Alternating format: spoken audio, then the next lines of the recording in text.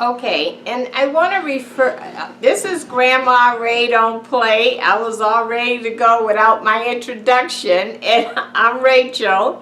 So I'm just giving you some helpful tips on how you can save on your food budget, okay? This will help you with the food stamp cuts or your budget in general. Maybe you don't get food stamps. Maybe you just having a hard time making ends meet. Okay, and even if you're very wealthy, why not be frugal, right? Save some money. Okay, so I have some notes here I'm just going to refer to. A fried cabbage. You can buy a cabbage, weigh the cabbage up. The lighter the cabbage feel in your hand, the less you'll pay for the cabbage. If it's heavier, the more you'll pay. Now that doesn't mean you'll get more cabbage, it just means the cabbage is heavier, right? Because cabbage is one of those things that really can fill you. It's fiber, okay? So you can buy a cabbage. Now let's say it's only 2 of you. You can just cook a half at a time. That gives you vegetables for 2 different meals. Or if you have a family of 4 or 6, you can cook the whole cabbage, all right? Chicken wings. You know, everybody likes chicken wings, and if it's a football game or something, we want chicken wings.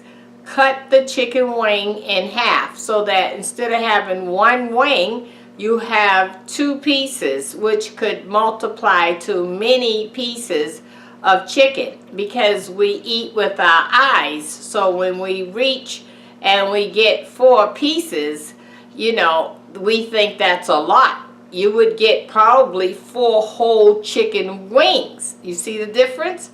So it's better to cut it by pieces so that you can stretch that more. So you can buy a package of chicken wings that say has 5 chicken wings in it, and you would end up, instead of 5 wings, you would end up with 10 pieces. A big difference, and it can go a lot further. Okay, do stretch dinners like chicken and dumpling, right? You could take 2 chicken breasts or 2 chicken thighs, but you'd have to cut the thigh off the bone or buy it already deboned, and you could make some dumplings. The dumplings is using flour and water, and you drop it inside the broth, and you can look on my videos and you can see that, and that can stretch a meal. Another thing is spaghetti, always, but instead of using a pound of hamburger, use a half a pound. Save that other half for I don't know, maybe American chop suey. So you can see how you can spend $5 for a pound, but only use half, and that meal for the meat will only cost you $2.50. So on my videos, I show you and I break down the math for you how to really cook using less meat as possible, less food as possible, and to cut your costs down.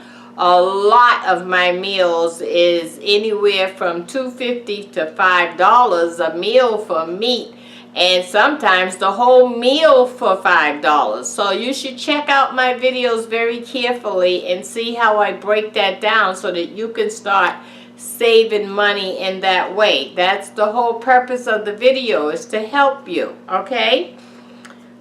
Cornbread is another good thing that you should consider cooking on a regular basis, because it's a filler. It helps fill you up, and it doesn't cost that much. Usually you can get 5 boxes for $2.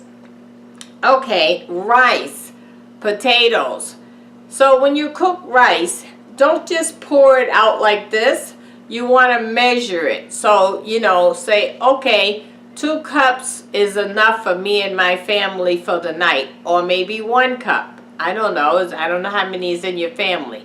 But if you do the measuring, you can get a lot more out of that bag of rice than it would if you just pour it out like that. Okay? Start measuring everything, because when you measure, you can really cut back and not waste. Okay, wasting is the key. Do not waste. Cook some beans, okay? If you're gonna fry some chicken, take the chicken and cut it up into nuggets. Again, it looks like you're getting a lot more, and so the eyes are tricked and they'll think that they'll be satisfied in that way. Okay, so that's my tips on the food. Please subscribe if you haven't subscribed before, and remember to share the videos, and I appreciate all your help and support. I'll talk to you soon. Bye-bye.